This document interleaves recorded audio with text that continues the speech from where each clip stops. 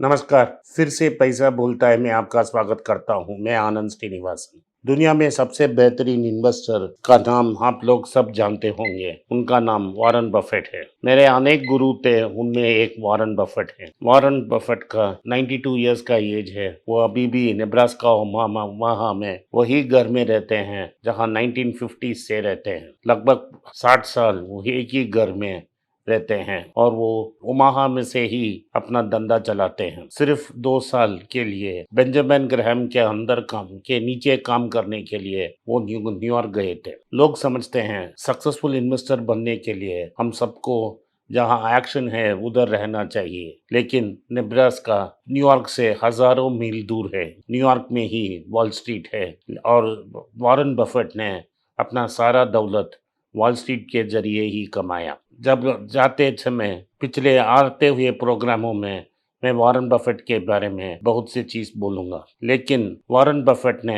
10 rule बोले हैं, 10 नियमों के बारे में बोले हैं जिनसे आप कामयाब हो सकते हो। वो 10 नियमों या 10 रूल को मैं आज बोल रहा हूँ। पहला रूल, जब आपके पास बोनस इनकम आता है या लाभ आता है जिसने आपको एक्सपेक्ट नहीं किया है, एक्स्ट्रा प्रॉफिट मिल गया, तो उसको री इन्वेस्ट करना चाहिए। अगर आप रेगुलरली बिजनेस कर रहे हो तो बिजनेस में जो मुनाफा मिल रहा है उससे थोड़ा अपने खाने पीने के लिए लेके फिर से सब पैसे को धंधा में इन्वेस्ट करना चाहिए। जैसे पौधे को पानी और फर्टिलाइजर से आप सींच के उसको बड़ा करते हैं, आपको अपना इन्वेस्टमेंट्स बढ़ाने के लिए अपना प्रॉफिट्स या मुनाफा को फिर री इन्वेस्ट करना पड़ता है या निवेश करना पड़ता है। छोटे छोटे निवेशों से ही एक बड़ा हो सकता है, एक बड़ा इमारत खड़ा कर सकते हैं हम। दूसरा पॉइंट ये भी सोचना है, सब लोग भीड़ एक तरफ जा रहा है, अगर आप भीड़ के साथ ही जाएंगे तो आपको वही प्रॉफिट मिलेगा, मुनाफा मिलेगा, आपको एक्स्ट्रा कुछ नहीं मिलेगा। आप भीड़ में एक हो जाएंगे, हजार में एक हो जाएगा। आपको कॉन्ट्रेरियन बनना चाहिए। अंग्रेजी में कॉन्ट्रेरियन बोलते हैं, हिंदी में बोलूंगा जब 100 लोग एक डायरेक्शन में जा रहे हैं तो आपको ऑपोजिट डायरेक्शन लेना चाहिए, और वो ऐसा ही ब्लाइंडली नहीं लेना चाहिए, सोच समझ के लेना चाहिए। अगर आप भीड़ के साथ जाएंगे, जो रिटर्न्स भीड़ को मिल रहा है वही मिलेंगे। तीसरा पॉइंट, ये मत क्लियरली आपको ये सोचना पड़ेगा कि क्या डील मिल रहा है, तो आपको उन सबको आप पहले से ही परखना चाहिए, समझना चाहिए।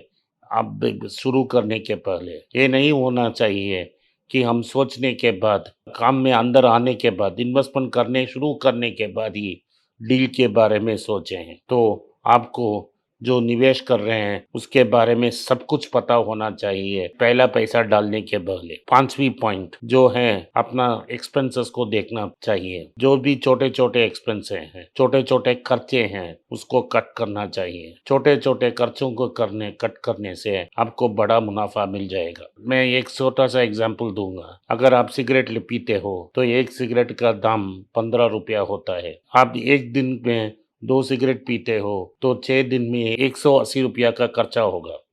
7 महीने पहले 180 रुपया में आप एक आईटीसी शेयर खरीद सकते थे। उस आईटीसी शेयर में आपको हर साल 10 रुपया का डिविडेंड मिलेगा। एक हफ्ते में एक आईटीसी शेयर माने एक साल में 50 आईटीसी शेयर, और 50 आईटीसी शेयर से आपको 400 रुपया का डिविडेंड मिलेगा। 7 ही महीने में जो 150 रुपया में था आईटीसी, आज जाके 240 रुपया हो गया। तो आपको 50 शेयर लिए होते तो आपको 500 रुपया का मुनाफा हो जाता और आपको 400 रुपया डिविडेंड भी मिल जाता। इसीलिए बफेट बोलते हैं छोटे छोटे खर्चों में ध्यान रखो और कट करो। तो कॉफी पीने के पहले जो कंपनी कॉफी बनाती है उसको खरीदने से भी यही रिजल्ट होता है। अगला पॉइंट, कर्ज लेके इन्वेस्ट मत करो। अगर कर्ज लेके इन्वेस्ट किया, फंस गया तो प्रॉफिट भी गया, इन्वेस्टमेंट भी गया, जीरो हो जाएगा और ये पैसा लौटना ही पड़ेगा। मैं आपको समझाता हूँ। मैंने बैंक से 5,000 रुपया लिया और वो 5,000 रुपया मैंने स्टॉक मार्केट में डाला और उसमें नुकसान हो गया। मैंने फ्यूचर एंड ऑप्शंस में ट्रेडिंग किया और उसमें सब पैसा नुकसान हो गया।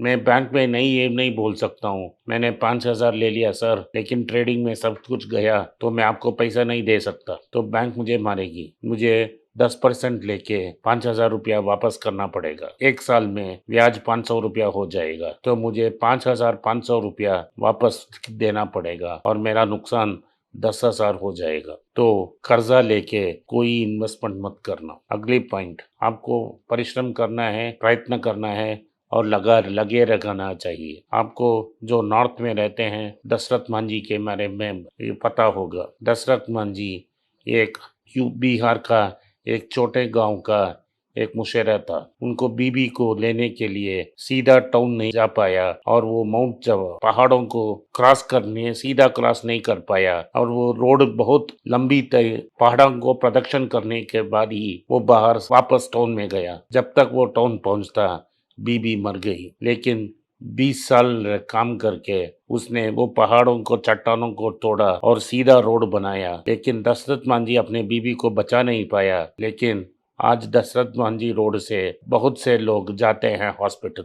अगला पॉइंट, ये पॉइंट बहुत महत्वपूर्ण पॉइंट है। जब तुमको पता होना चाहिए जब तेरा डील नेगेटिव हो रहा है, जब लॉसेस छोटे ही हैं तो आपको स्टॉक बेचना चाहिए। ये वेट नहीं करना चाहिए कि और देख लेंगे कुछ देर में ठीक हो जाएगा। अगर फंडामेंटली वो स्टॉक में कोई गलती है तो आपको जल्दी से जल्दी बेचना चाहिए। तो इन बफेट बोलते हैं जो स्टॉक्स मुनाफा में रहता है उसको बेचना नहीं चाहिए, लेकिन जो स्टॉक्स आपको लॉस दे रहे हैं लगातार उसको बेचने चाहिए। टेक्नोलॉजी में बफेट ने 2 स्टॉक खरीदे थे, एक था IBM और दूसरा था एप्पल। जब IBM में 2 साल में नुकसान हो रहा था तो उन्होंने IBM में अपना सबका सब स्टेक बेच दिया, लेकिन आज तक वो एप्पल रखता है। 9वीं पॉइंट, ये पॉइंट है रिस्क को परखना चाहिए। अगर आपको कोई इन्वेस्टमेंट कर रहे हैं, निवेश कर रहे हैं, कोई बिजनेस कर रहे हैं, आपको पहले ही पता होना चाहिए क्या रिस्क क्या है, क्या क्या नुकसान होंगे।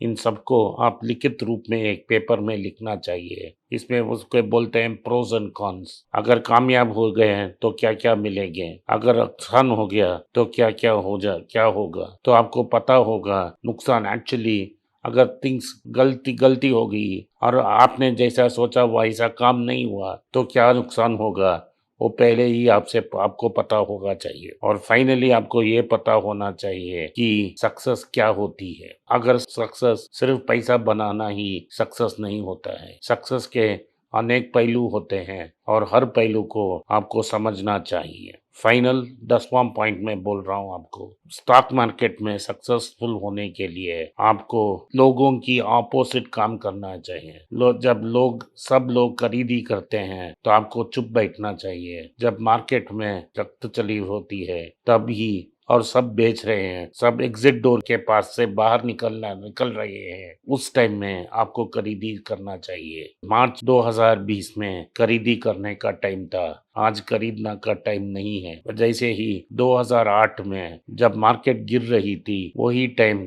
खरीदना का था, आज नहीं है। जब लोग पैसे दाम नीचे आते हैं उसी टाइम आपको खरीदारी करना चाहिए, ना कि जब मार्केट ऊपर जा रही है। धन्यवाद, नमस्कार, जय हिंद।